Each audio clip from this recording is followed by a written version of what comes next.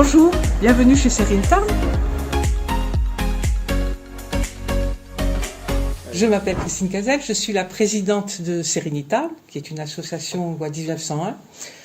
Une association qui intervient essentiellement auprès des personnes en perte d'autonomie, qu'elles soient âgées, qu'elles soient en situation de handicap ou qu'elles soient malades.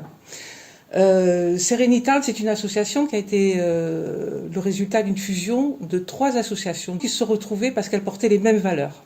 Des valeurs qui nous sont chères à tous, c'est-à-dire que nous souhaitons que chacun ait le droit de pouvoir vivre à domicile dans les meilleures conditions possibles. En termes de services, nous avons donc principalement un service d'aide et d'accompagnement à domicile, c'est notre cœur de métier. Nous avons toute une plateforme d'autres services qui viennent enrichir. Nous avons des services, un pôle répit qui s'adresse aux aidants, c'est-à-dire aux personnes qui sont à domicile avec des personnes fragiles. Nous avons des services de prévention. Nous intervenons aussi plus globalement auprès de la famille avec un relais d'assistance maternelle. Nous avons comme service des services qui sont beaucoup plus techniques, qui sont du repâchage, du petit bricolage, du jardinage. On peut ajouter comme service celui de la téléassistance, qui est un service qui est très très important pour les personnes en perte d'autonomie, et c'est quelque chose que l'on installe et que l'on suit à domicile. Donc bonjour, je me présente André, je suis employé à domicile à l'agence de Castres de Sérigny-Tarn. Ça va bientôt faire 2 ans que j'y suis.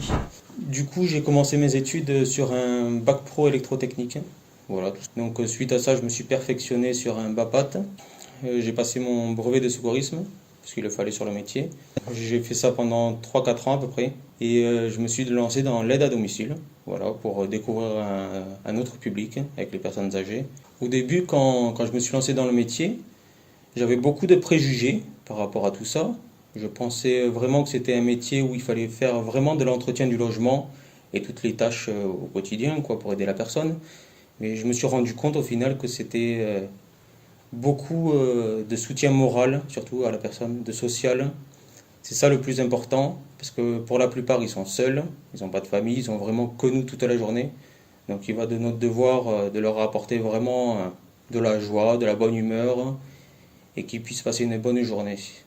Donc pour moi, c'est franchement un métier d'avenir, parce que je me rends compte que sur le terrain, il y a de plus en plus de personnes qui veulent rester à domicile et qui ne veulent pas aller en maison de retraite pour continuer à avoir leur petit train de vie chez eux, on va dire. On est là vraiment pour une personne. Du coup, au niveau des qualités, je pense que ce qu'il faut, c'est être dynamique, tout simplement, ordonné, soigné. Et surtout, ça demande beaucoup d'empathie envers les personnes. C'est le plus important pour moi. Mes principales missions sont faire le ménage du domicile, tout ce qui est entretien. Ça peut aller jusqu'au repassage, les courses, et beaucoup de communication aussi avec la personne, c'est très important je pense. Mes conseils pour rejoindre le métier, il faut être tout simplement passionné, aimer le contact avec les personnes. C'est pas un métier monotone, on va toujours voir de nouvelles choses, de nouvelles personnes, de nouvelles aventures. Bonjour, donc moi je me présente Jennifer, je suis accompagnant éducatif et social. J'exerce ce métier depuis bientôt 7 ans. J'ai commencé donc à faire une formation en tant qu'assistante de vie aux familles. Et au bout de 5 ans d'ancienneté, j'ai fait donc une VAE en tant qu'accompagnant éducatif et social. Voilà. Alors c'est un métier où chaque rencontre est unique. Voilà, c'est un métier où toute personne est assez singulière, donc s'il y a une prise en charge vraiment personnalisée. Nous, on est là pour le maintien à domicile, pour que chaque personne puisse garder leur dignité chez eux. Ils vont être acteurs de leur vie finalement. Voilà.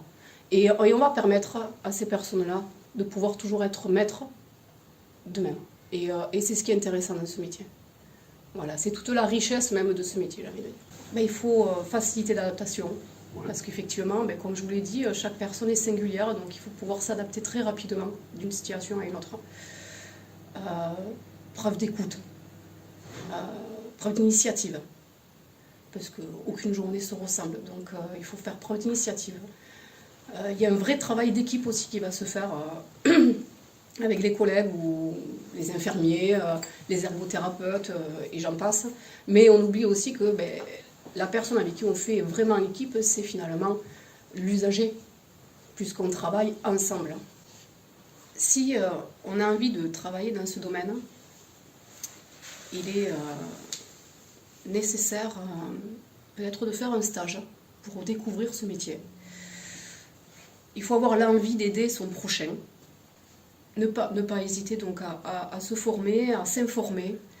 C'est un métier qui est en constante évolution. Donc il faut être curieux et l'envie de progresser. Ce qui est le plus important pour nous, c'est notre mission principale, c'est que la personne aille bien psychologiquement. Voilà. Après, le reste, ça se fait, mais on va le faire différemment. Un repas, là, on va amener la personne à faire le repas avec nous pour justement qu'elle soit déjà acteur de sa propre vie. On va apporter quoi? Finalement une estime d'elle-même, la mémoire, la motricité fine. Donc il y a toute une recherche derrière. C'est pas on fait le repas bêtement pour faire le repas, non. Il va y avoir un travail qu'on va amener derrière pour amener un résultat aussi. C'est un métier, comme j'ai dit, qui avait de grandes possibilités d'évolution, et ça c'est important dans une vie, de pouvoir évoluer, de pas stagner, effectivement, de pouvoir évoluer, c'est très très important dans une carrière. C'est un métier très riche où on reçoit autant qu'on donne. Tous les jours, on en apprend un peu plus, même sur nous-mêmes. Donc je trouve c'est ce qui est formidable dans ce métier, justement. Bonjour, Thomas Duguet, conseiller en ressources humaines à Sérénitarn. Si vous postulez au sein de l'association, c'est vraisemblablement moi qui vais recevoir votre CV et votre lettre de motivation.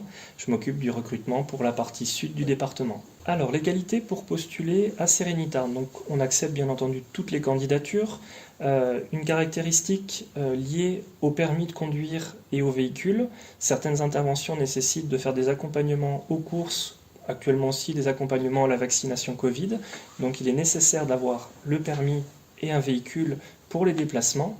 Il est possible que vous veniez à l'aide à domicile par défaut. Par défaut, ça ne veut pas dire par dépit. Ça veut dire simplement que vous n'imaginiez pas, il y a quelques mois ou quelques années, nous rejoindre et être intervenant à domicile. En revanche, vous avez sans doute des qualités dans votre groupe, des personnes qui ont cet ADN d'aidant, qui veulent être au service des autres, qui cherchent un métier utile, avec des valeurs solidaires. Le matin, on sait pourquoi on se lève. Le soir, on sait pourquoi on est fatigué. On est au contact des territoires, en proximité avec les personnes en perte d'autonomie, des personnes dépendantes, grandes dépendantes, des personnes aussi en situation de handicap. Mais tout au long de votre journée de travail, tout au long de votre semaine et parfois même le week-end, vous êtes à leur service en tant qu'aidant professionnel. Pour plus d'informations, contactez la mission locale la plus proche et abonnez-vous aux réseaux sociaux de la mission locale.